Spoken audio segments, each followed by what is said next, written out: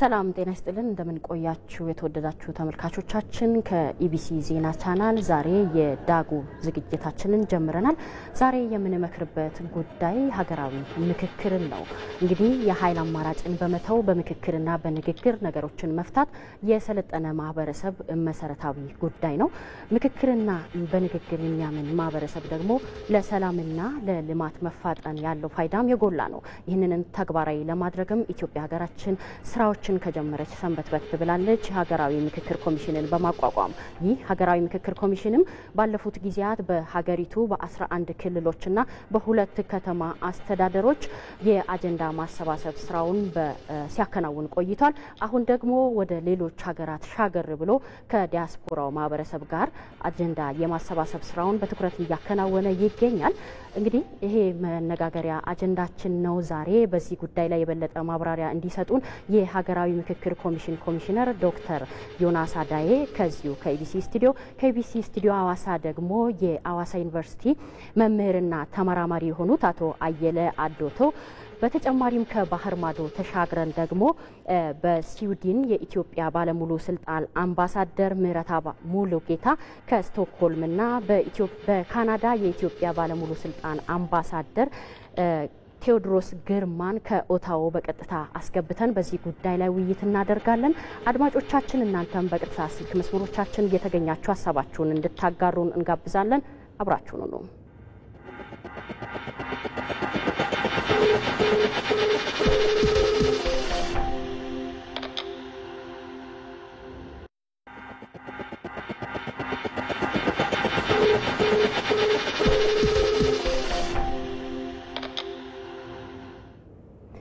ተመልካቾቻችን እንግዲህ ቀደም ብለን እንዳስተዋወቅ ነው ዛሬ አጀንዳችን ሀገራዊ ምክክር ምኑ ጋር ነው ያለው፣ እስካሁን የተካሄደበት ሂደት ምን ላይ ነው፣ ቀጣይ አቅጣጫስ ምንድነው የሚለውን ውይይት የምናደርግ ይሆናል።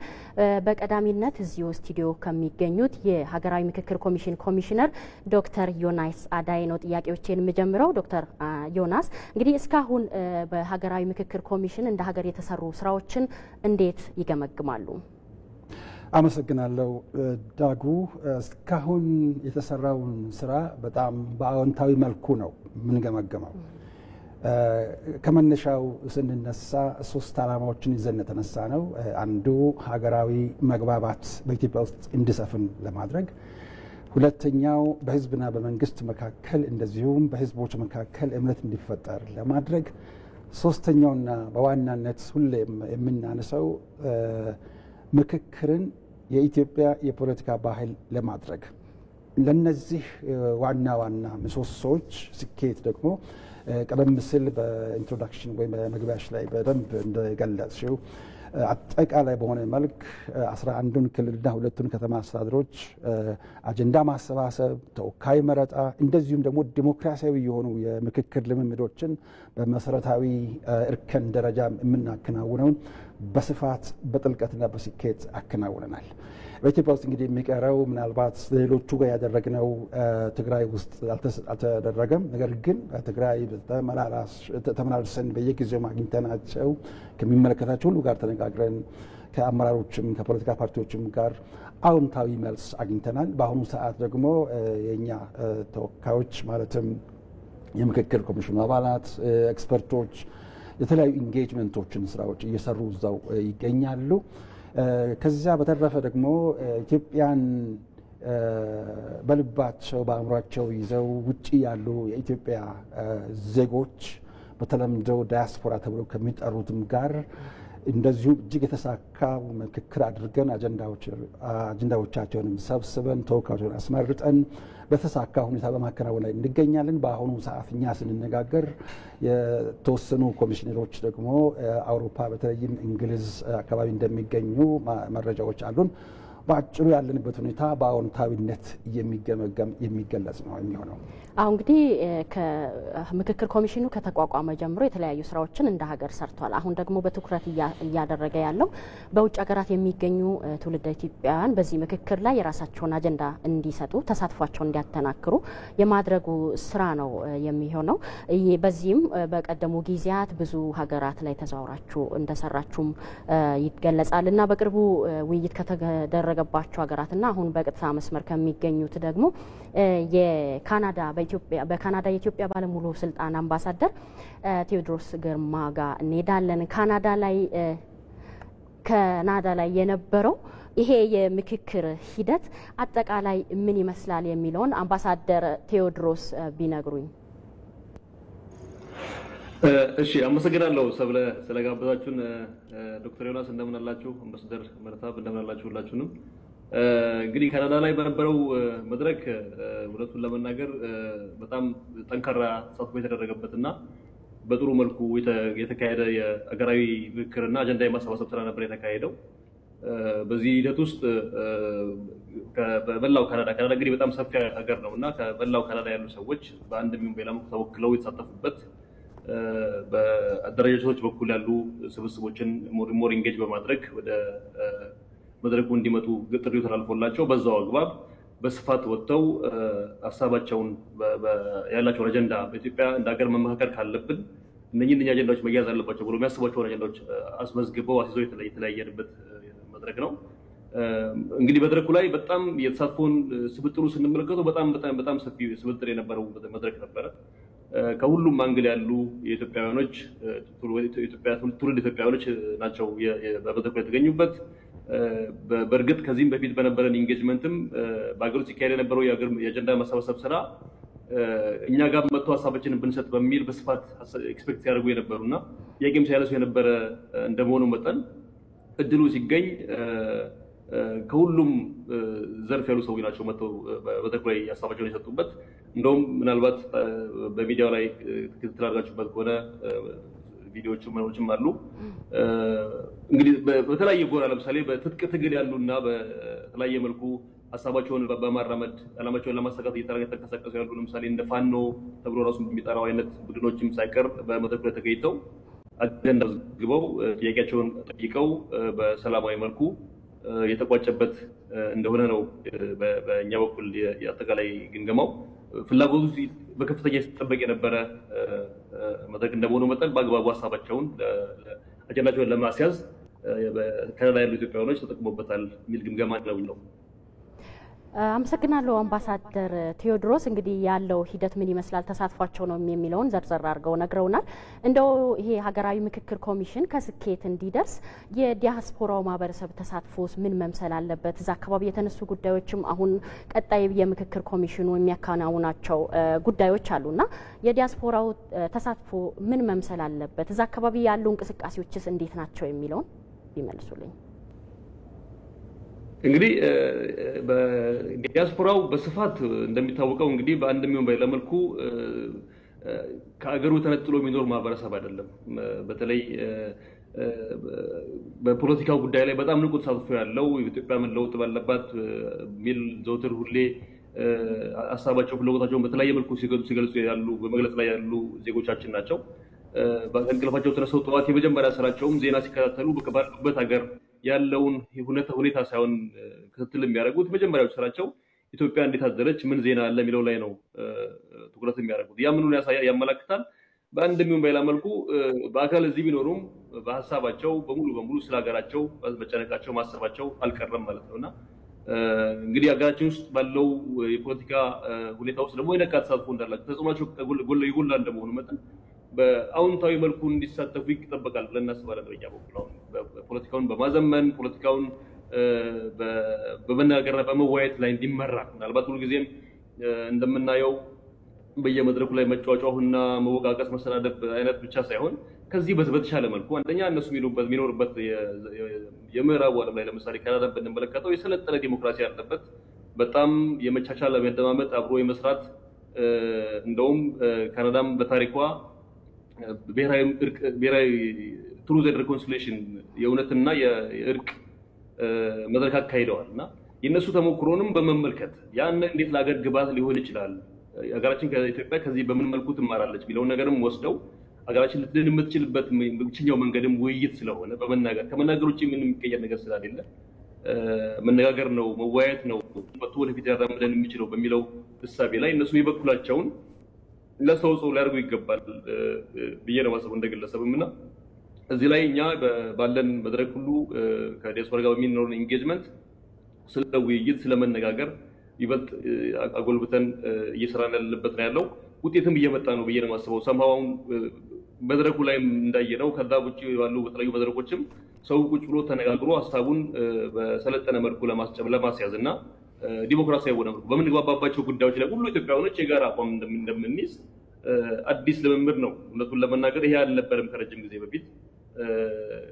ከዘገየ ቢሆንም እየመጣ ያለ ጥሩ ጅማሮ ነው ይሄንን ሞር ነርቸር ማድረግ ያስፈልጋል ሁሉም ኢትዮጵያውያኖች በያሉበት ይሄን አጎልብተን ወጥተን ተነጋግረን ተወያይተን ችግሮቻችንን 1 2 3 ብለን እንዴት ከዚህ ውስጥ ልንወጣ እንደምንችል ማቀፍ አስቀምጠንላቸው ካልተራመድን በስተቀር ሁሉ ጊዜ እንደተላቀስን ብቻ መዝለቁ እንደ ሀገር ቢጠብቅብን አይመስለኝም እና ይሄንን አጠንክሮ መስራት ያለባቸው ይመስላል በቀጣይነት ውስጥ አምባሳደር ቴዎድሮስ ግርማ ከካናዳ ኦታዋ እንግዲህ የኢትዮጵያ ሀገራዊ ምክክር ኮሚሽን በካናዳ በነበረው ቆይታ የዲያስፖራው ተሳትፎ ምን ይመስላል በቀጣይም ተሳትፎን በምን መልኩ ማስቀጠል አለበት በሚል ለሰጡን ማብራሪያ ከልብ አመሰግናለሁኝ በዚሁ እንግዲህ እዛው ስዊድን እንሻገራለን በስዊድን የኢትዮጵያ ባለሙሉ ስልጣን አምባሳደር ምህረተአብ ሙሉጌታም በቀጥታ ይገኛሉና አምባሳደር ምህረተአብ እንግዲህ ለሰጡን ጊዜ እናመሰግናለን ስዊድን ላይ የሀገራዊ ምክክር ኮሚሽን የነበረው ሂደት ምን ይመስላል አጠቃላይ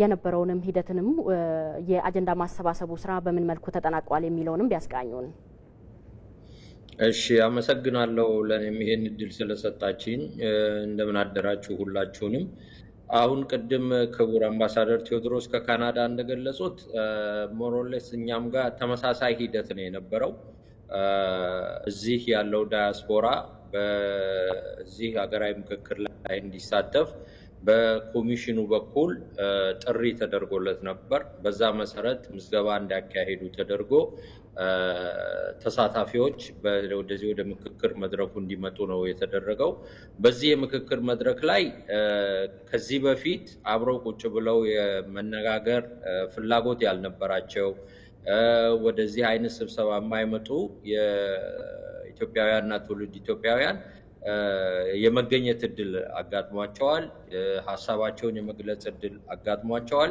ቀደም አምባሳደር ቴዎድሮስ እንዳሉት የተለያዩ አካባቢ ተወካይ ማለት በብሔረሰብ የተለያዩ በሃይማኖት ከተለያየ አካባቢ የመጡ ሰዎች ከአካባቢው አገራት የመጡ ኖርዲክ አገራት ነው የኛ ኤምባሲ የሚሸፍነው ከዛ አካባቢ የመጡ ኢትዮጵያውያንና ትውልድ ኢትዮጵያውያን እንዲሁም ከሌሎች አውሮፓ ሀገሮች ወደዚህ መምጣት ያልቻሉ ነገር ግን ዙም እንዲካፈሉ ድሉን ኮሚሽኑ ያመቻቸላቸው እንዲሳተፉ ተደርጓልና ሰፊ ውክልና ያለው ተሳትፎ ነው የነበረው በኮሚሽኑ ፕሮግራም መሰረት በአካል የተገኙት በአካል ተወያይተው አጀንዳቸውን እንዲያቀርቡ ተወካዮቻቸውን እንዲመርጡና መጨረሻም ላይ አሁን በፎቶ ላይ እንደሚታየው ለክቡራን ኮሚሽነሮች የመረጧቸውን ተወካዮቻቸውን እንደዚሁም ደግሞ አጀንዳዎቻቸውን በማቅረብ የተከናወነ ፕሮግራም ነበር የሄደው ያው ፕሮግራሙ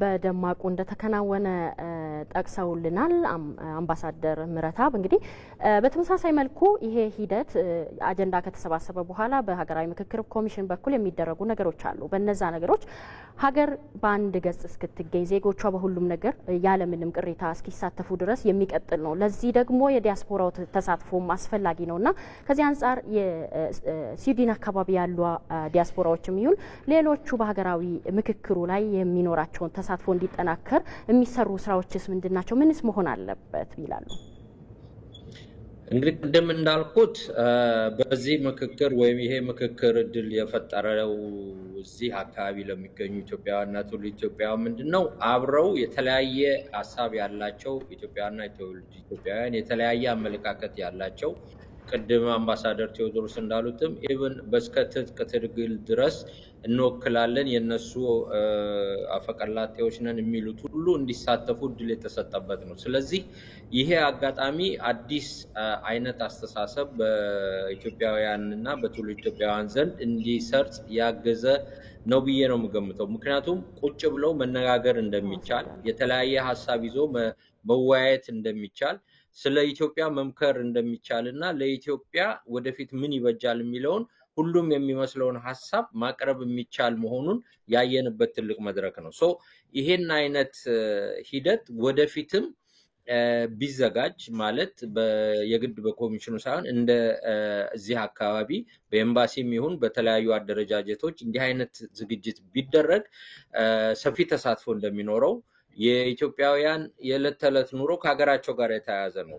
ጠዋት ማታ ሁሌ ስለ ኢትዮጵያ ነው የሚያዳምጡት፣ የሚያወሩት፣ የሚወያዩትና እንደዚህ በግላቸው በራሳቸው ብቻ በቤታቸው ብቻ የሚያደርጉትን የራሳቸውን ሐሳብ ማውጣት ማውረድ ትተው አንድ ጋር ከሀገራቸው ልጆቻቸው ጋር ስለ ሀገራችን ያገባናል ብለው የሚመለከታቸው ኢትዮጵያውያኖች እንዲሰባሰቡና እንዲወያዩ ሰፊ መንገድ የከፈተ በመሆኑ ይሄንን አጠናክረን እኛም ባሉ አደረጃጀቶች በግለሰቦች በአጠቃላይ ኢትዮጵያውያንና ኢትዮጵያውያንን በሰፊው በመድረስ ይሄንን እያጠናከርን የምንሄድበትን እድል ነው የፈጠረው። በዚህም እዚህ አካባቢ የሚኖሩ ኢትዮጵያውያንና ትውልደ ኢትዮጵያውያን ሰፊ ተሳትፎ ያደርጋሉ የሚል ተስፋ አለን።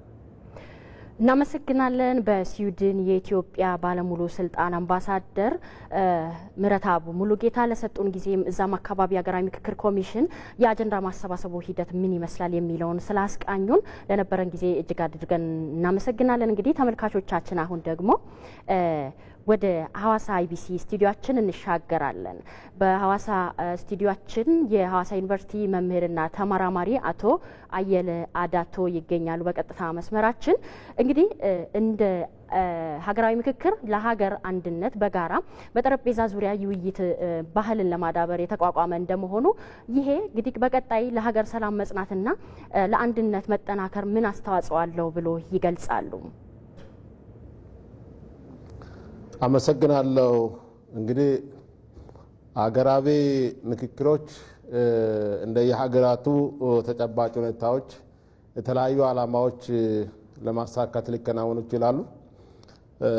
እንግዲህ ከነዚህ ዓላማዎች በዋናነት የሚጠቀሱ በአንድ ሀገር የተከሰቱ ከባድ የፖለቲካ ችግሮች ሲኖሩ ወይም በማህበረሰብ ውስጥ ያሉ መሰረታዊና ለሀገር ህልውና አስጊ የሆኑ ልዩነቶች ለመፍታት የሀገራዊ ምክክሮች ይደረጋሉ። እንግዲህ ልዩነቶችን በዘላቂነት መፍታት አስፈላጊ ስለሆነ በሀገራዊ መግባባትን በመፍጠር ልዩነቶችን በዘላቂነት ለመፍታት ምክክር ይደረጋል። ሌላው በመንግስትና በህዝብ መካከል እንግዲህ መተማመንን ለመፍጠርም ይደረጋሉ። ቅድም ክቡር ኮሚሽነሩም እንዳነሱት ዲሞክራሲያዊ ስርዓትን ለማጠናከርና ምክክርን እንደ ባህልም ለማድረግ ሀገራት ምክክሮችን ያደርጋሉ። እንግዲህ አላስፈላጊ ልዩነቶችንና አመለካከቶችን በማስወገድ የሚከሰቱ ግጭቶችን በዘላቂነት ለመፍታትም ሀገራዊ ምክክሮች ይደረጋሉ። በርካታ ፋይዳዎች ይኖሩታል። በዚህ በተለይም በሀገሪቱ ላይ የተጋረጡ ዘርፈ ብዙ የሆኑ ፖለቲካዊም ኢኮኖሚያዊ ማህበራዊ ችግሮችን ለመፍታት ሰላምን በዘላቂነት ለማረጋገጥ ምክክሮች ይደረጋሉና በርካታ ፋይዳዎች ይኖሩታል ብለን እናምናለን። እንግዲህ ዛሬን መመካከር ነገን በተሻለ መልኩ ለመገንባት ወሳኝ ስለሆነ መመካከር አገራት የሚያደርጉት መመካከር እጅግ ጠቃሚ ነው። ፋይዳውም ብዙ ነው ብዬ አምናለሁ።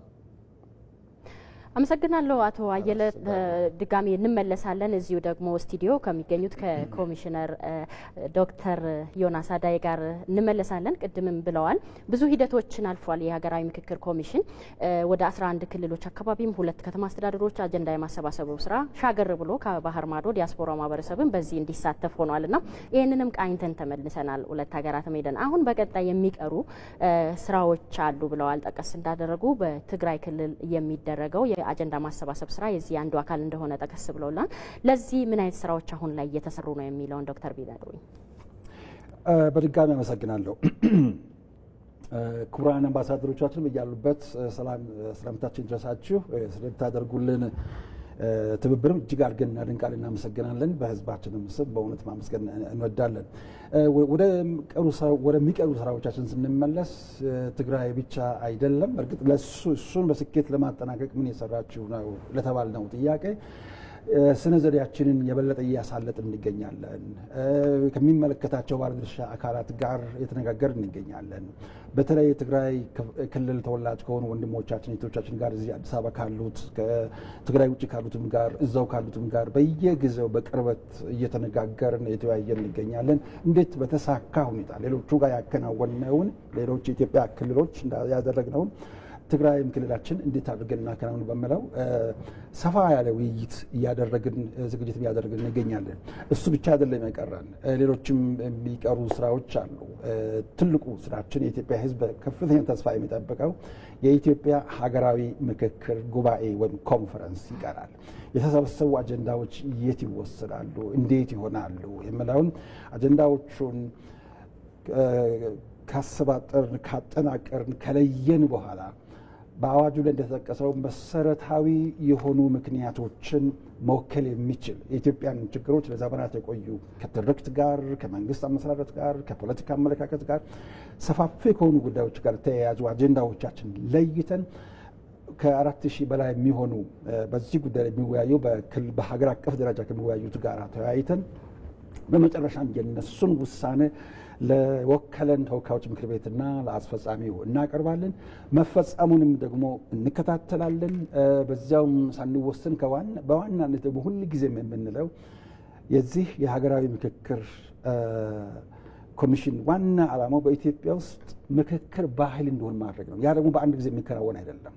በተከታታይነት በእናንተ በሚዲያዎች አማካይነት፣ በትምህርት ስርዓት አማካይነት፣ በሃይማኖት ተቋማት አማካይነት በሁሉም መተባበር የኢትዮጵያን ገጽታ አሁን የተደረሰበትን የልማት ስኬት ዘላቂ ለማድረግ ቁልፉ ምክክርና ምክክር ስለሆነ ይሄንን ለማስረገጥ ትልቅ ስራ እየሰራን እንገኛለን። ሰብላይ እሺ፣ አጀንዳዎቹ ሰፊ ናቸው። ማጠቃለያው ግን ሀገራዊ አንድነትን ማምጣት እንደሆኑም ነግረውናል።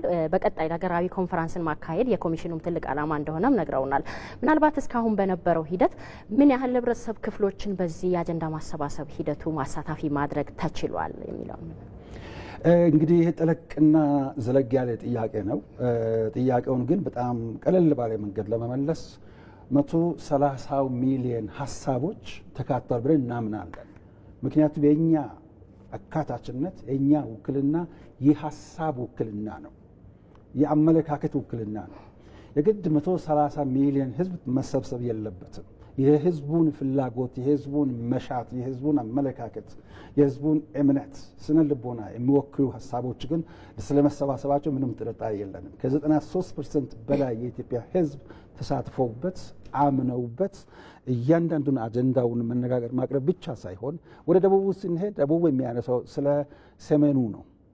ስለ ትግራይ ጉዳይ ምን አደረጋችሁ? ትግራይ የሚገኙ ወንድሞቻችን፣ አማራ ክልል ስለሚገኙ ወንድሞቻችን ምን እየተሰራ ነው ያለው? ስለ ሶማሌ ክልል ወደ ሶማሌ ክልል ስንሄድ ስለ ጋምቤላ ምን አደረጋችሁ? ይህን መሰናሰልና መተሳሰል እያየን ያለ ነው። ይህ ትልቅ የህዝባችን ትልቅነት በሀሳባቸውም ትልቅነት ስለተገለጠ አካታችነታችን እንዳልነው በሀሳብ ደረጃ በአመለካከት ደረጃ ትልቅ ውክልና ስለተካተተ በመጀመሪያና በዋናነት እነዚህ ውክልናዎች ተረጋግጠዋል ብለን እናስባለን። ከዛ በተረፈ በተጨባጭ ደግሞ እያንዳንዱ ማህበረሰብ ክፍል የወጣቶች፣ የሴቶች፣ አካል ጉዳተኞች፣ የምሁራን፣ የሃይማኖት ተቋማት፣ የሲቪል ማህበራት፣ የፖለቲካ ፓርቲዎች በየፈርጃቸው ተደራጅተው በዚህ ጉዳይ ላይ ተሳትፏል።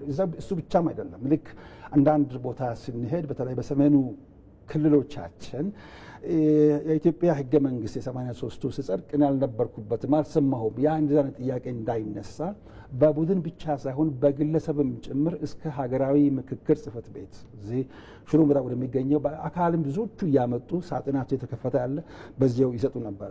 በዚያውም ሳይገደቡ ደግሞ በፌስቡክ አማካኝነት በኢሜይላችን በተለያዩ በሚዲያ በተሳለጠ ሁኔታ አጀንዳዎቻችን በመስራት ላይ ይገኛሉ። አካታችነታችን እንግዲህ በምንችለው ሁሉ እንደ ሰው እንደ በሰብአዊ ፍጡር የሚቻለውን ሁሉ ቴክኖሎጂ በደረሰበት ደረጃ ሁሉ ጥረት ያደረግን እንገኛለን እና ማንም ሰው ከሀገራዊ ምክክር ተገለልኩ የለሁበትም አልሰማሁም እንዳይል እያንዳንዱ ኢትዮጵያዊ ይሄ ከኢትዮጵያ ህዝብ ለኢትዮጵያ ህዝብ በኢትዮጵያ ህዝብ የተቋቋመ ኢትዮጵያዊ ተቋም ስለሆነ በዚህ ጉዳይ ላይ አካታችነታችንን በሚገባ እያረጋገጥን እንገኛለን። እሺ እንግዲህ አሁን ደግሞ ወደ ኢቢሲ ሐዋሳ ስቱዲዮ ተሻግረን የሐዋሳ ዩኒቨርሲቲ መምህርና ተመራማሪ የሆኑትን አቶ አየለ አደቶን ለርሶ ነው ቀጣይ ጥያቄና ምናልባትም እነዚህ የሀገራዊ ምክክርን አከናውነው በተግባር የቀየሩ ሀገራት ምን ያህል ችግሮቻቸውን መፍታት ችለዋል የሚለው ልምድም ካየን እንደ ኢትዮጵያን ደግሞ ይሄ እንደዚህ አይነት የሀገራዊ ምክክር ልማዱ ከዚህ በፊት ባለመዳበሩ ምክንያት ምን አይነት እድሎችን አጥተናል፣ ምን አይነት ችግሮችስ ተጋፍጠናል የሚለውንም እዛ አካባቢ ብናወራስ። አመሰግናለሁ። እንግዲህ በርካታ ሀገራት የምክክር ሂደቶችን አልፈው ውጤታማም የሆኑ አሉ፣ ውጤታማም ያልሆኑም አሉ። እንግዲህ በርካታ ተሞክሮችን ማንሳት ይቻላል። ነገር ግን እንደ አገራችን ይህ ምክክር ባለመደረጉ የተከሰቱ ያሉ ችግሮች በርካታ ናቸው። በተለይም በሀገራችን ተደጋጋሚ ግጭቶች በየአካባቢው በየክልሎቹ በየሰፈሩ የሆኑ ይታያሉ። እነዚህ ግጭቶች በተለይም ከአመለካከት ችግር የሚነሱ ግጭቶች አሉ። የአመለካከት ችግር ስንል እንግዲህ እንደምታውቀው በእኛ ሀገር ውስጥ አንድ ኮምፕሌክሲቲ የምንለው የበታችነትና የበላይነት አመለካከት የምንላቸው ችግሮች አሉ። ሌላው የግል ፍላጎትና ጥቅሞችን ማስቀደም ላይ የተነሱ ችግሮች ይከሰታሉ። በተለይም ከስልጣን ጋር ተያይዞ የስልጣን ጥማት፣ ስርቆቶች፣ በርካታ ችግሮች አሉ። የመሪዎችንም ገለልተኛነትን ጥያቄ ውስጥ የሚከቱ ነገሮች ይኖራሉ። መቻቻልና መከባበር ባህል አለመኖርም አንዱ ችግር ነው ብለን እናስባለን። እንግዲህ በመካከላችን ብዙሃነት ወይም ደግሞ ብዙሃ ህዝብ ሆነን እያለን ግን በመካከላችን በመቻቻልና በመከባበር ባህሉን አስፍተን አለመኖር ችግሮች ይከሰታሉ። በመጨረሻም በተለይ የተዛቡ ትርክቶችን በመኖራቸው በህዝቦቻችን መካከል አለመግባባቶች እና ሰላም እጦቶች ይከሰታሉ እና እነዚህ በዋናነት የምንጠቅሳቸው ካለመመካከራችን የተነሳ ካለመወያየታችን የተነሳ ልንፈታቸው የሚገባቸው ችግሮች በየዘርፉ በፖለቲካውም በኢኮኖሚውም በማህበራዊውም በርካታ ችግሮች እንዳሉ ይጠቀሳሉ እና እነዚህ በዋናነት የምናነሳቸው ናቸው።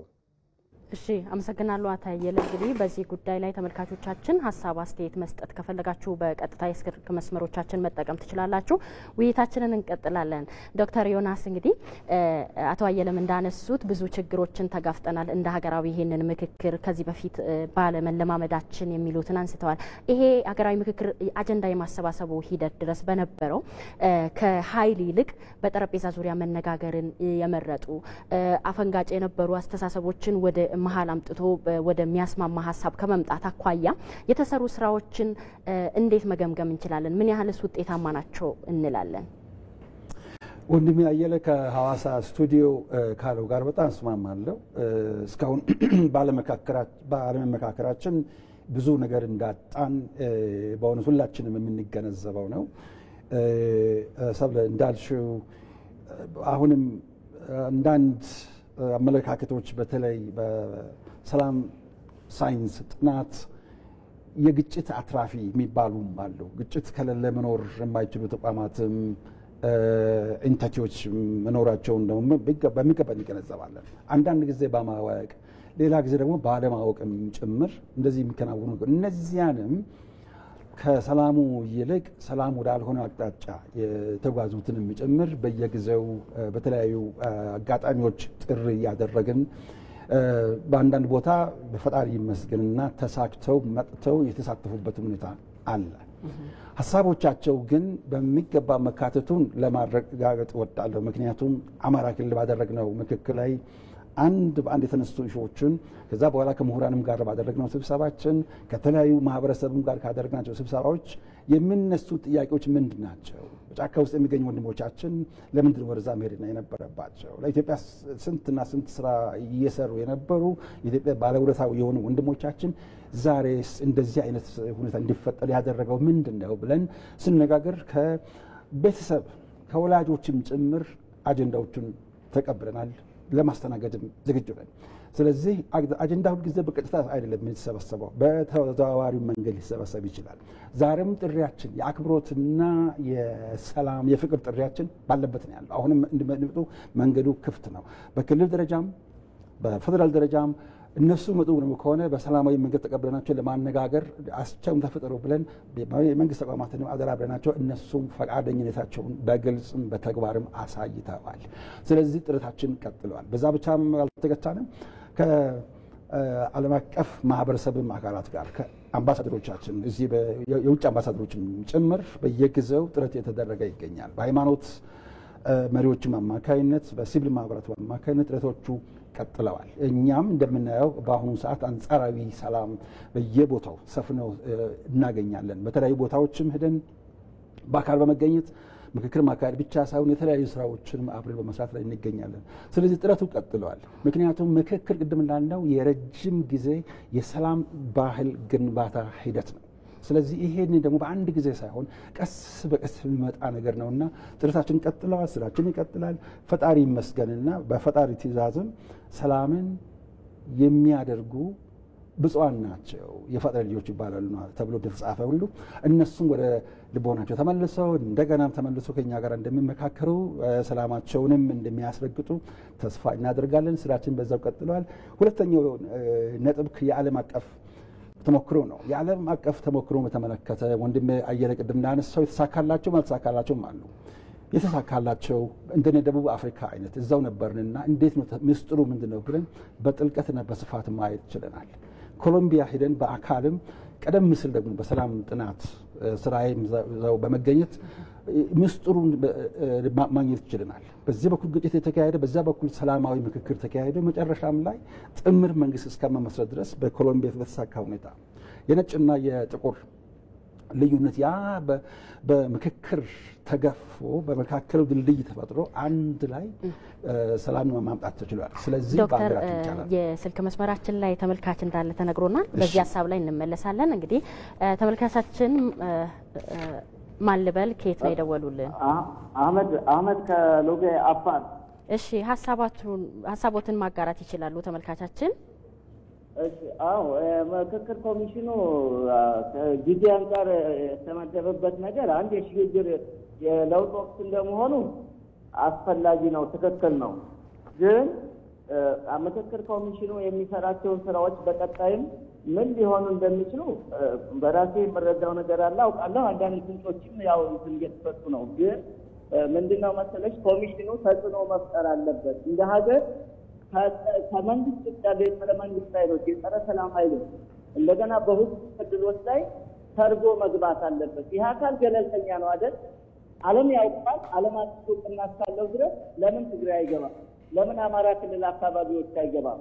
ይህን መስዋዕትነት ሁሉ ሊከፍል ነው። ይሄ ኃላፊነት የተሰጠው ተቋቁሞ መስዋዕትነትን ሊከፍል ነው። ከዚያ ውስጥ ዓለም አቀፍ ተሞክሮች የሚሏቸው ልምድ እየወሰዱ ነው ውጭ ሄደው አይደል? እነዚህ ዓለም አቀፍ ተሞክሮች በእኛ ሀገር ላይ ይሰራሉ ወይ? ከእኛ ሀገር ያለውን ጥያቄ እዚሁ ባለው በተለመደው መልኩ ምላሽ መስጠት በመጀመሪያ ማለት ነው። ከዚያ በኋላ ዓለም አቀፍ ተሞክሮችን ደግሞ የምናመጣበት ነገር በቀጣይ መታየት አለበት። አንዱ ትልቁ ነገር አሁን ያለውን ሰዓት የተወሰነ መልኩ ምላሽ ያለው ጥያቄዎች ይመለሳሉ ነው። ይገባኛል። በቃ በቀጥታ የሆነ የምናደርገው ነገር አለ፣ የምናቀጥለው የምንጨምረው ነገር አለ። ዳይሬክት ወደ ህገ መንግስት ልንገባ እንችላለን፣ ግን ተጽዕኖ መፍጠር አለብን። በቃ እነዚህ መሪዎች ልናከብራቸው ይገባል። ማንም ሊናገራቸው፣ ማንም ሊያዞርባቸው። ምክንያቱም የሁሉም ማህበረሰብ ተወካይ ናቸው፣ የሁሉም እምነት ተወካይ ናቸው፣ የሁሉም እድሜ ክልል ተወካይ ናቸው አይደል? ሀገር ነው የተሸከሙት። ስለዚህ ማንም ተኮሰ፣ ማንም ደገነ በማጠገብ እኛ እንኳን አንድ ደብዳቤ ይዘን እኮ ቀጥታ ጥላት ባለበት እየሄድን ስራችን እየሰራን እየታገትን እየወጣን እያስረዳን ማለት ነው የምንወጣው። ብዙ ባለሙያዎች አሉ በገጠር ኢትዮጵያ ውስጥ የሚንቀሳቀሱ ማለት ነው። ከዚህ በላይ ተመልካቻችን እንግዲህ ከአፋር ሎጊያ ሀሳባቸውን ሳይቋጩ ከመስመር ወጥተዋል። ዶክተር እያወራን ነበር የዓለም አቀፍ ተሞክሮን በሚመለከትም እየነገሩን ነበርና ተመልካቻችንም እዚህ ጋር አጽንኦት ሰጥተው ሀሳባቸውን አጋርተዋል። ወደ ውይይታችን እንመለስ። በጣም ጥሩ ነው። ወንድማችን አህመድ ከአፋር ያቀረቡትም ጥያቄ ልክ አሁን ቅድም ካነሳ ነው ጋር እጅግ በጣም ስለሚያያዝ እጅግ መጀመሪያ ለማድነቅ እፈልጋለሁ። አፋር እዛ በነበርንበትም ጊዜ የነበረው የህዝቡ የባለቤትነት ስሜት እጅግ የሚያኮራ ሁሉም ኦፍ ኮርስ አፋር እንዳኮራ ነው ስሙ ዳጓ የሚባለው እና ስለዚህ ከፍተኛ ተጽዕኖ ስለመፍጠሩም ከህዝብ ጋር መሆን ይቻላል። ከህዝብ ጋር ሆኖ ተጽዕኖ መፍጠር ይቻላል። ገለልተኛ መሆናችን ዓለም የሚያውቀው ነው። ትግራይና አማራ ለምን አልገባችሁም ተባለ። አማራ ክልል እኮ ገብተን በተሳካ ሁኔታ አጀንዳ ሰብስበን ተወካዮችን አስመርጠን በተሳካ ሁኔታ አከናውናል። የአማራ ክልል እግዚአብሔር ይመስገን ሁሉም ፈጣሪ ይመስገን አላህ ይመስገን ሁሉም በተሳካ ሁኔታ ተከናውኗል። አሁንም ግንኙነታችን ቀጥሏል። ትግራይም ክልል እንደዚህ በተከታታይ የሄድን የተመለስን ከሚመለከታቸው ሁሉ ጋር እየተነጋገርን ከትግራይ ካቢኔ ጋር ከፕሬዝዳንቱ ጋር ቀደም ሲል ሀገር ክልሉን ሲመራ የነበረው ብቻ ሳይሆን ኢትዮጵያን ሲመራ ከነበረው ከህወሓት አመራሮችም ጋር ፊት ለፊት ተገናኝተን ከነሱም ጋር በጥልቀት ተወያይተናል። እንዴት አድርገን ማካሄድ እንደምንችልም ስራዎቻችን እየሰራን እንገኛለን። በጎ ተጽዕኖ በማሳረፍ ላይ እንገኛለን። ሌሎችም ሀገራት ተሞክሮ ወንድሜ አህመድ ከአፋር እንዳለው በተለይ ቅድም ያነሳነው የኮሎምቢያ በጣም ከኛ ጋር የሚመሳሰልበት መንገድ ስላለ ግጭቶች በአንድ በኩል የተካሄዱ፣ በሌላ በኩል ደግሞ ውይይቶች፣ ምክክሮች ሲካሄዱ ነበር። መጨረሻ ላይ ያ ግጭት ቀንሶ ሙሉ በሙሉ ቆመ ሳይሆን ቀንሶ ከዚያ በኋላ በሰላም ሲመሩ የነበሩትን ሰዎች ከመንግስት ጋር አብሮ ሆነው ሲነጋገሩ እንደነበር ከመሪዎቹም ከሁለቱም ጋር የማነጋገር ሁለቱን የማግኘት እድሉ ነበርና አነጋግረን ለራሳችን ትልቅ ልምድ ቀስመን መተናልና እኛም ሀገር ያሉ ወገኖቻችን በአንድም በሌላም ጉዳይ ያኮረፉ ያልተግባቡ ተመልሰው ተነጋግረው ወደ ሀገራዊ የሀገር ግንባታ ጉዳይ ላይ እንደሚገቡ ተስፋ እናደርጋለን። ባጭሩ የቀጣይ ስራዎችን በተመለከተ ቅድም ያነሳናቸው ጉዳዮች ናቸው የሚቀሩን። በተለይ በአሁኑ ሰዓት ደግሞ በየክልሉ ከየዩኒቨርሲቲዎች ጋር ከየተቋማቱ ጋር ስራውን በአንድ ብቻ ሰርቶ ማቆም አይደለም፣ ምክክር የሚቀጥል ነው። እኛ ተርማችን ብንጨርስ ምክክሩ ግን ይቀጥላል። ምክክር ለኢትዮጵያ አዲስ ባይሆንም ከእንግዲህ ግን እንደ ተቋም መመስረቱ አዲስ ስለሆነ እንደ ተቋም ስራውን ይቀጥላል። ስለዚህ በዚህ ጉዳይ ላይ ሁሉም ኢትዮጵያ ያገባዋል ይመለከተዋልና አብረን እንስራ። አሁንም ቅድም ለደረስንበት ቅድም ስለ ልማት ስኬት አንስተን ነበር። የስኬቱ ዋስትና የውስጥ ሰላማችን ነው። የውስጥ ሰላማችን መሰረተ ድንጋይ ደግሞ ምክክር ነው። እናመሰግናለን። እንግዲህ በሀገር ውስጥ ያሉትን ወደ አፋር አካባቢ የነበረውን አማራ ክልል ላይ የነበረውን ሂደት አውርተዋል። የዲያስፖራውን ተሳትፎ ለማጠናከርም አሁን የተወሰኑ ሀገራት ላይ እንቅስቃሴ እየተደረገ ነው። ቅድምም አውርተናል። አሁንም ወደዛ ስንሄድ የተወሰኑ ሀገራት ላይ የምክክር አጀንዳ የማሰባሰቡ ስራ እየተከናወነ ቀጣይ በዚህ ጉዳይ ላይ አጠናክሮ ለማስኬድ እንደ ኮሚሽን እቅዶች ምንድን ናቸው? እስከየት ነው የሚደረሰው የሚለው ነው። እንግዲህ ስትራቴጂክ ፕላናችን ስልታዊ እቅዳችን በተሰጠን የጊዜ ገደብ የተሰበሰቡ አጀንዳዎችን ኦልሬዲ አሁን ሀገር ውስጥም ከውጭም የተጠናቀሩ አጀንዳዎቻችንን በቅደም ተከተል በአዋጁ መሰረት የትኞቹ ናቸው ወሳኝ የሚባሉት እነዚህን ማወያየት ነው። የቀሩ አጀንዳዎችም ቅድም እንዳልኩት በግለሰብ ደረጃ ጭምር የሚልኩ አሉ፣ በማህበር የሚልኩም አሉ። እነዚያን አንድ ላይ አካተን ማንም ኢትዮጵያዊ በዚህ ጉዳይ ወደ ኋላ እንዳይቀር አዲስቷ ኢትዮጵያን ለመፍጠር አዲስ ባህል ስለሚያስፈልግ ያውም የምክክር ባህል እስካሁን የነበረን የእልህ ባህል የጀግንነትም ትርጉም የሚሰጠው እስካሁን ከመጋደል ከመግደል ጋር ብቻ ነበረ። አሁን ደግሞ የሰላም ጀግኖች የሚፈጠሩበት አዲስ ምዕራፍ የተሸጋገርን ስለሆነ የሰላም ጀግኖች የሰላም አርበኞች የሚፈጠሩበት ሂደት ነውና ለዚህ ፈጠራ ምቹ የሚሆኑ አጀንዳዎቻችንን ለቃቅምን አውጥተን ከዛ ቅድም እንዳልነው የተመረጡ ከየክልሉ ከየዳያስፖራውም ጭምር የመጡት እነሱ ይመካከራሉ። መጨረሻም ላይ ግብአት ወይም ደግሞ የፖሊሲ አቅጣጫ በመስጠት ይሄ ይከናወን ይሄ ይፈጸም ብለን ለመንግስት የምናቀርበት እሱ በጣም ትልቅ ስራ እጅግ በጣም ትልቅ ስራ የሚቀረን እሱን ደግሞ በሚገባ እንሰራዋለን። የካቲት 30 2018 በፊት እንደ ፈጣሪ ፈቃድ ዋና ስራዎቻችንን ለማጠናቀቅ ቀንና ሌሊት እየተፍጨረጨርን እንገኛለን። ምን ያህል እስከ መቼ ነው እስከ የምትቀጥሉት የሚባለውን ዋና አጀንዳዎቻችንን ለቃቅመ አውጥተናቸው በአዋጁ በተሰጠን ስልጣንና ተግባር መሰረት እነዚያን ወደ ተግባር ተርጉመን ህዝባችን ደግሞ አንድ እርምጃ ወደፊት ማራመድ ነው ስራችን። አመሰግናለሁ ዶክተር። እንመለሳለን። አሁንም ተመልካች መስመር ላይ እንዳለ ተነግሮኛልና እስቲ ማን ልበል? ከየት ነው? ቴዎድሮስ ይባላል ከነገሌ ቦረና። እሺ ሀሳቦት ምንድን ነው አቶ ቴዎድሮስ? በጣም ጥሩ ሀሳቤ በመጀመሪያ ደረጃ ዶክተር ዮናስ አዳዬ እየሰጡ ላሉት ምክክር ኮሚሽኑን አስመልክቶ ሀሳቦች በጣም አድናቆት አለኝ። በአጠቃላይም ለምክክር ኮሚሽኑ እስካሁን ለሄደበት ፕሮግረስ ቴንኪዩ መባል ይገባዋል ብዬ ነው የማስበው። ይሄ ነገር በሀገራችን ለመጀመሪያ ጊዜና ፍሮም ደ ስክራች ለገባንበት ውጥንቅጥ በአጠቃላይ ከግለሰብ ከቤተሰብ ጀምሮ የምክክር ካልቸር አለመኖሩ ነው ብዬ አስባለሁ። ነገር ግን እኔ አሁን ለሳቸው መጠየቅ የምፈልገው ነገር ምንድን ነው? እኛ ሀገር ብዙ ኢሹዎች አሉ፣ አጀንዳዎቻችን ብዙ ነው መመካከር ያለብን እና አንዳንዱ ነገሮቻችን ፕሮፌሽን ይጠይቃሉ። ሰው መሆን ብቻ በቂ ያልሆነበት እንደ አድዋ ጦርነት ሁላችንም የዜግነት እናዋጣ የምንለው ነገር ያልሆነ ነገር በርካታ ነገር አለ። እውቀት የሚጠይቁ ፕሮፌሽን የሚጠይቁ። ስለዚህ እንዴት ነው አሁን መመካከር ሲባል በሰው ቁጥር ወይም ከብሔር ብሔረሰብ ብቻ ተብሎ በናሙና በተወሰነ ወይም ደግሞ ሪፕሬዘንት በተደረገ ቁጥር እንደተለመደው ብቻ መሆን ይችላል? ሪል ውይይትና እንትን ላይ መድረስ ኮንሰንሰስ ላይ መድረስ ካለብን ትክክለኛ ሰዎችን ነው ዴሊጌት ማድረግ የሚጠበቅብን። እያንዳንዱ የምንወያይበት አጀንዳ እንደ አጀንዳው አይነት ይለያያል። የሚጠይቀው የሰው አይነት የፓርቲሲፓንት አይነት ማለት ነው። ስለዚህ ይህን በዚህ ጉዳይ ላይ ያስመልክተው እንዴት ነው እነሱ ሊሄዱበት ያሰቡት ሀሳብ አስተያየት ለማለት ነው። አመሰግናለሁ። እናመሰግናለን ቴዎድሮስ ከነገሌ ቦረና። ዶክተር ወደ እርስዎ እመጣለሁ። ወደ ሀዋሳ ስቱዲዮ እንሄድና እንግዲህ አቶ አየለ በቀጣይ በሚኖረው ሂደት እንግዲህ ይሄ ሀገራዊ ምክክር ኮሚሽን ወደ ታሰበለት ዓላማ እንዲደርስ ሀገር ሰላም እንድትሆን ለልማት የምታስብ ሁሉም ዜጎቿ እኩል የሚጨነቁላት ሀገር እስኪሆን ድረስ ይቀጥላልና በዚህ ሂደት ውስጥ ምሁራንም ፖለቲካ ፓርቲዎችም ይሁን ሌሎች አካላት ምን አይነት አስተዋጽኦ ማድረግ አለባቸው ይላሉ? እስካሁን የነበረውን ተሳትፎን በመታዘብ ወይንም በማነጻጸር ቀጣይ ይሄ ተሳትፎ በምን መልኩ መቀጠል አለበት ይላሉ?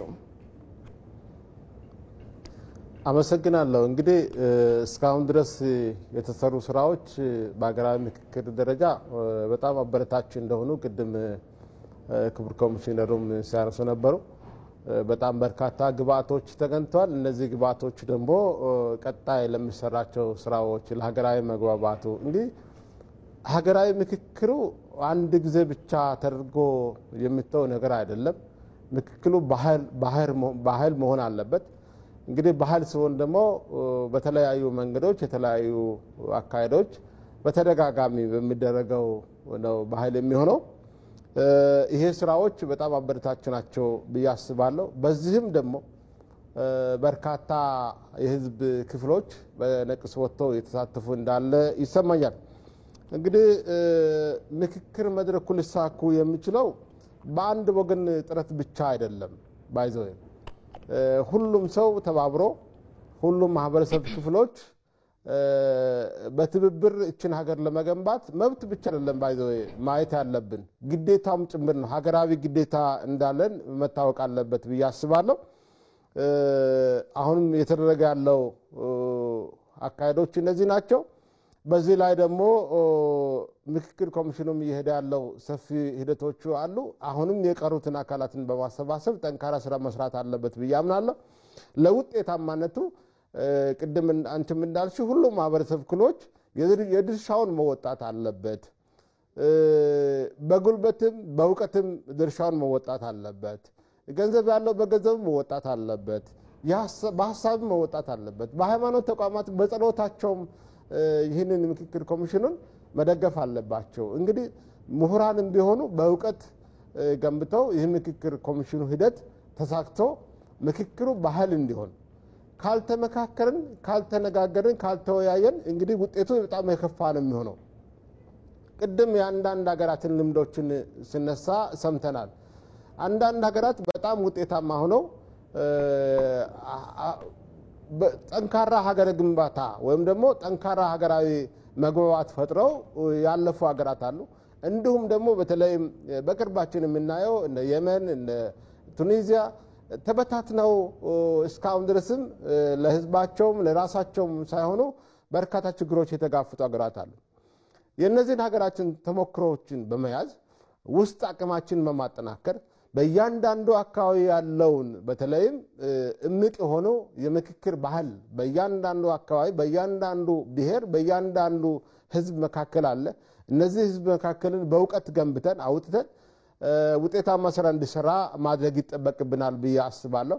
ቅድም ኮሚሽነሩም እንዳነሱ ሁላችንም እንግዲህ የእከሌ ኃላፊነት ነው እከሌ ነው ይሄንን የሚወጣው የምንልበት ነገር አይደለም። በእርግጥ ኮሚሽኑ ከፊት ለፊት ይመራል። ኮሚሽኑ አቅጣጫን ያሳያል፣ መንግስት ይደግፋል።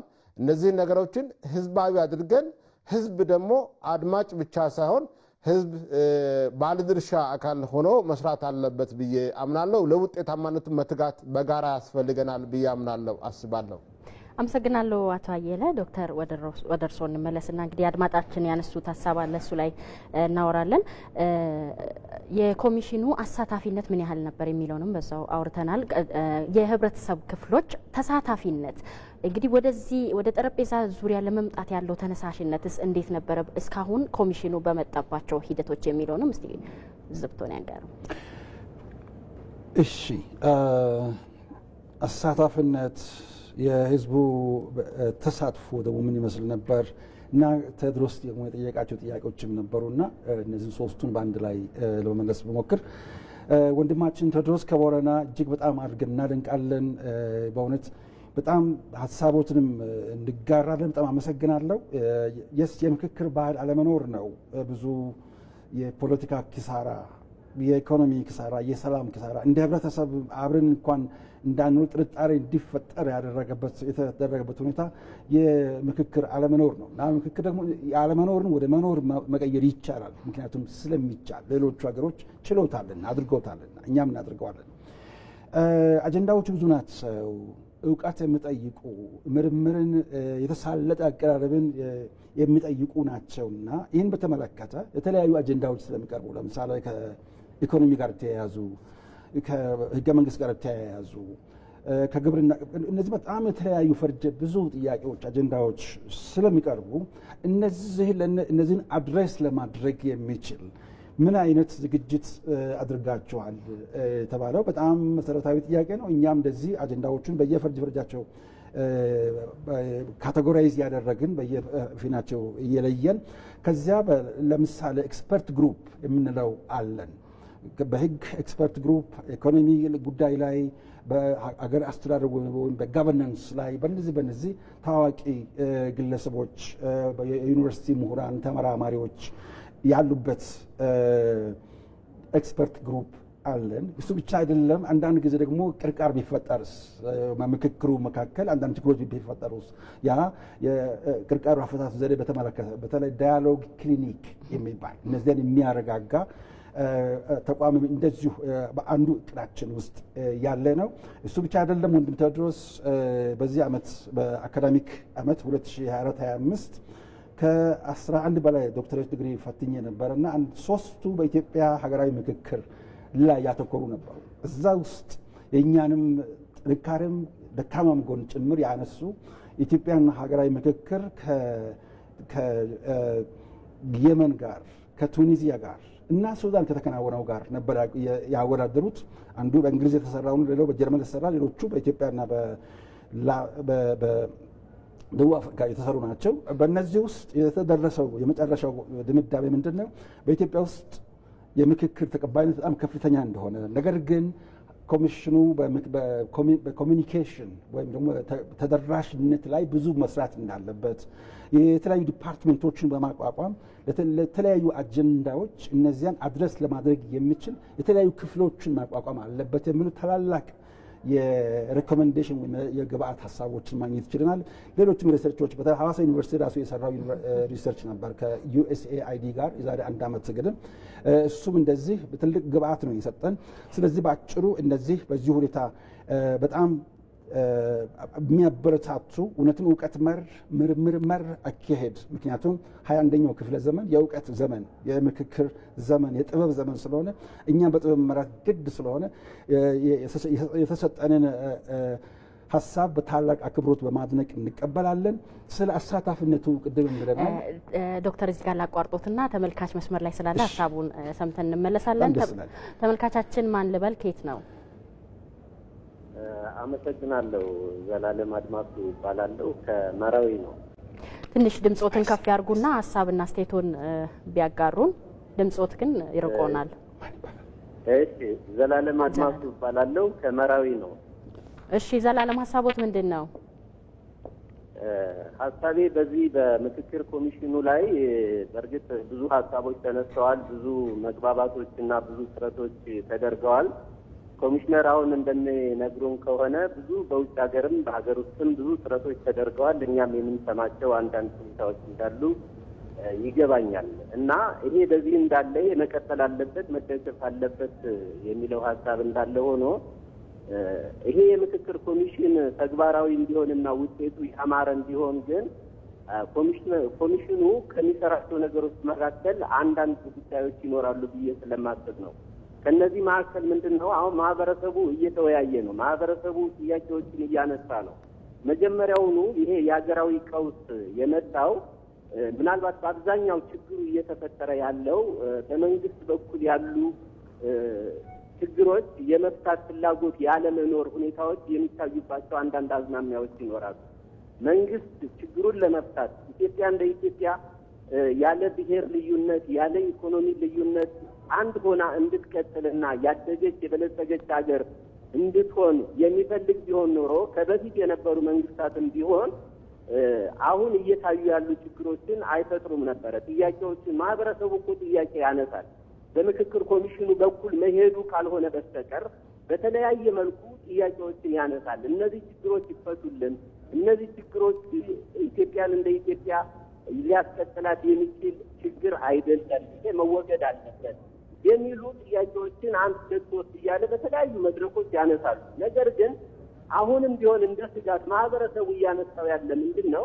ማህበረሰቡ በኮሚሽኑ በኩል ጥያቄዎችን ቢያነሳ በመንግስት በኩል ይህንን ጥያቄ የመፍታትና ይችን ሀገር አሳድጎ የመሄድ እንዳንድ እንደ ኢትዮጵያ ለማስቀጠል ፍላጎቱና አቅም ያላቸው የአመራር ብቃት ያላቸው እንደ ህዝብ መቀጠል አለብን ብሎ የሚያስብ አመራር እስከ ታችኛው እርከን ድረስ እስከሌለ ድረስ ምናልባት ይሄ ችግር መንገድ ላይ ይቀራል የሚል ግምት ስላለኝ ነው። ምክንያቱም ይሄ ኮሚሽነር በእውነት ምናልባት የታችኛውን የማህበረሰብ ስላነጋግራችሁ ቢሆን ኖሮ ይሄን ችግር ይነግሯቸዋል። ስጋቱ ታችም ስላለ ማለት ነው። በተለይ በቀበሌ በኩል በምንሄድበት ሰዓት፣ በዞን በወረዳ በተለያየ ቦታ በምንሄድበት ሰዓት ህብረተሰቡን የሚያስከፉ ህብረተሰቡን በጣም አሻፈረኝ ብለው መሳሪያ ይዞ እንዲወጣ የሚያደርጉ ከክልል ክልል ስንሄድ ችግሮች በቀላሉ የማይፈቱባቸው አካባቢዎች አሉ እና እነዚህን ችግሮች ለመፍታት ኮሚሽኑ በተለይ በኢትዮጵያ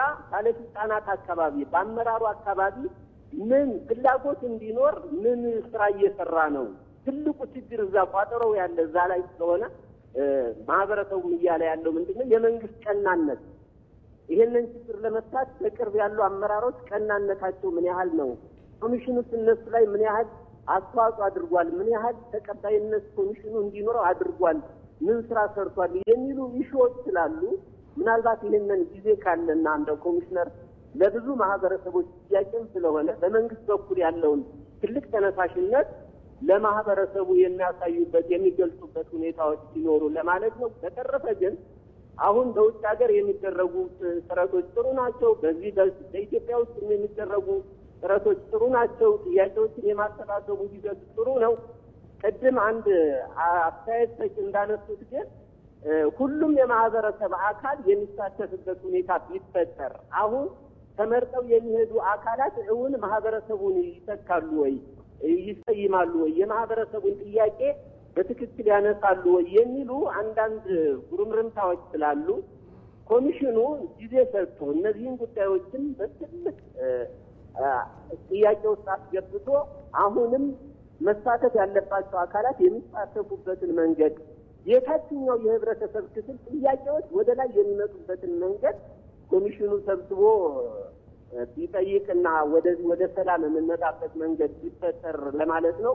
በአጠቃላይ ግን አመሰግናለሁ። በተለይ ኮሚሽነሮች አጠቃላይ የምታደርጉት ጥረት እጅግ በጣም የምትመሰገኑ፣ በእውነትም ግን ሀገር እግዚአብሔር ሊታደጋት ሲፈልግ እንዲህ አይነት ቀና አመለካከት ያላቸው ሰዎች እውን ኢትዮጵያ አላት ወይ የሚያስብል ነገር ነው። ምክንያቱም በፊት እንዳላበዛ እንጂ ለሌሎች እድል እንዳልዘጋ እንጂ ከዚህ በፊት ሲነሱ ከነበሩት ነገሮች ኢትዮጵያ ሽማግሌ የላትም ወይ፣ የሃይማኖት አባት የላትም ወይ፣ እንዴት እንዲህ አይነት ችግሮች ሲፈጠሩ ተው ተይ የሚል አካል የለም ወይ የሚል ጥያቄ ይነሳ ነበር እና እግዚአብሔር በተለያየ መልኩ ምሕረት ሲያወርድ ሰዎችን ይልካል። በመሆኑም ምናልባት በእናንተ በኩል ይችን ሀገር ሊምራት ጥሩነቷን እድገቷን ሊያሳየን ስለፈለገ ይመስለኛል።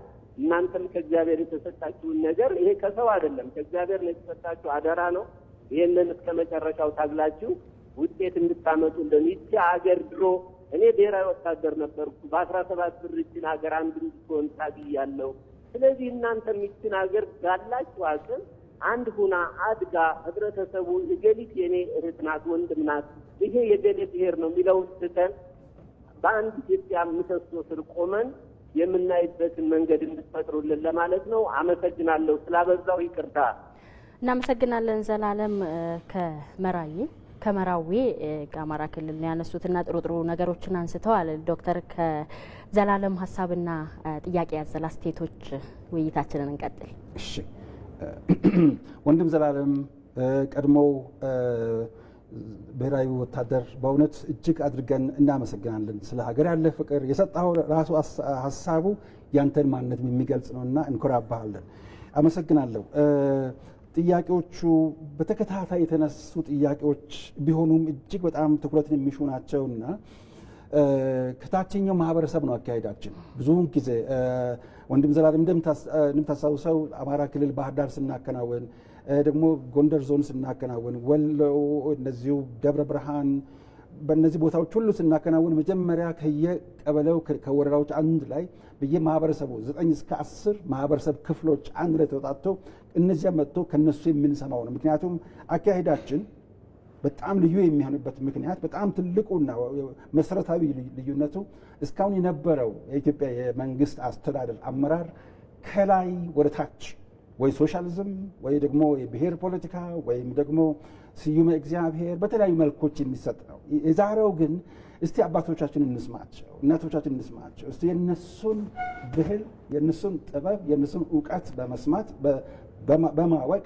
ከነሱ በመሰብሰብ ሀገር በቀል ዕውቀትን መሰረት አድርገን ኢትዮጵያን እንደገና ከፍ እናድርጋት በሚል ፍልስፍና የተመሰረተ ነው።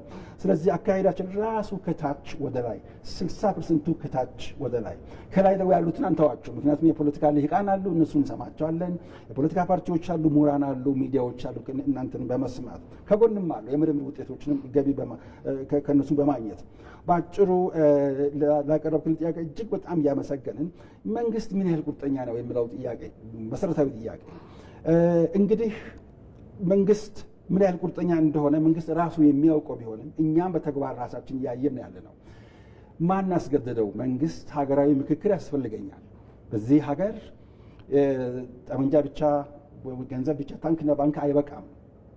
የህዝብ ምክክር አስፈላጊ ነው ብሎ አምኖ በህዝብ የተመረጠ መንግስት ሉዓላዊ በሆነ ህዝብ ኢንዲፔንደንት ነፃ በሆነ ህዝብ ተመርጦ የመጣው መንግስት ይሄ የኔ ኃላፊነት ነውና ሀገራዊ ምክክር ያስፈልገኛል ብሎ ልክ አሁን ቀደም ሲል የነበረው መንግስት ኢትዮጵያ የባህር በር አያስፈልጋትም ሲባል ያስፈልጋታል ብሎ እንደጀመረ ግድቡ እንዳስጨረሰ ሁሉ ይሄንንም ደግሞ በተሳካ ሁኔታ ከማስፈጸም ወደ ኋላ የሚልበት ምንም ምክንያት እንደሌለው እኛ ይገባናል። እስካሁን በተካሄዱ አካሄዶች በዴቪድ ሂውም አነጋገር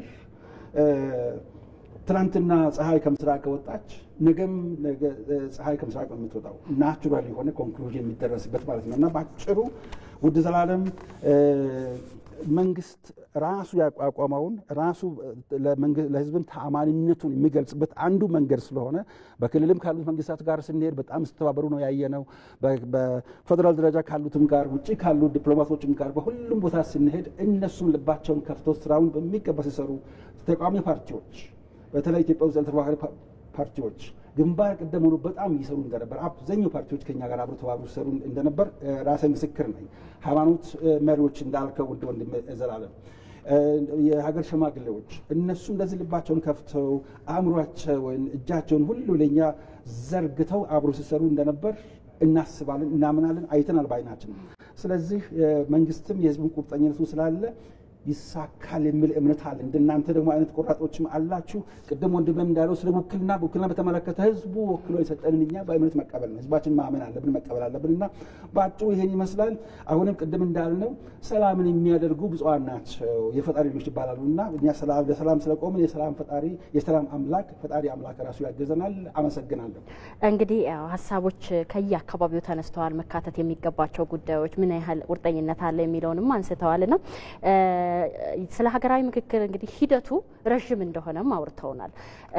2018 ላይ በዋናነት በቀጣይ 3 ወራት በቀዳሚነት አጀንዳ አድርጎ ኮሚሽኑ ሊያከናውን አሁን የውጭ ሀገራት የአጀንዳ ማሰባሰብ ስራው አለ። ከዛ ባሻገርም በውስጥም ይሁን ወደ ቀጣይ ሂደቶችም ለመሄድ ትኩረት የተደረጉ ጉዳዮች ምንድናቸው የሚለው ነጠር አድርገው ዶክተር ቢነግሩኝ። ቅድም አንስቻቸው ነበረ። ምናልባት መድገም ካስፈለገ ብቻ ነው እንጂ ትግራይ የተጀመረው ማጠቃለል ነው ያልነው።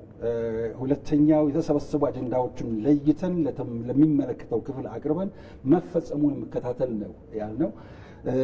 ሶስተኛው በየቦታው እነዚህ ያሉ ሀሳቦችን አንድ ላይ አደራጅተን ግብአት ለመንግስት ለሚመለከተው ሁሉ በማቅረብ መፈጸማቸውንም መከታተል እነዚህ ናቸው ዋና ዋና ስራዎቻችን ብለን አሁን ያዝናቸው።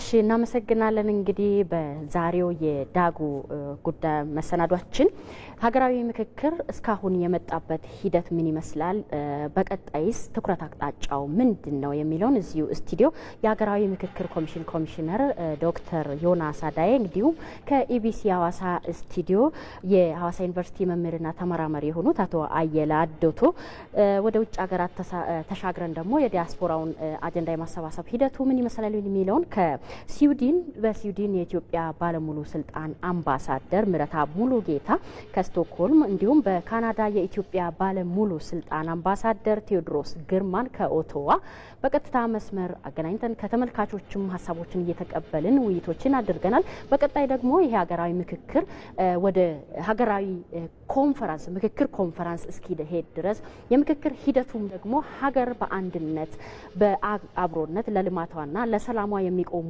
ዜጎች እስክትሆን እዛ እስክትደርስ ድረስ ምክክሩ የሚቀጥል ይሆናል። በዛ ሂደት ሁሉም የራሱን አስተዋጽኦ ማድረግ እንዳለበትም መልእክቶች ተላልፈዋል። የዛሬው ዳጉ መሰናዶ እንግዲህ በአወያይነት ስመራ የቆየሁት ሰብለወርቅ ኤልያስ ነኝ። በዚሁ አብቅተናል። መልካም ጊዜ ነው።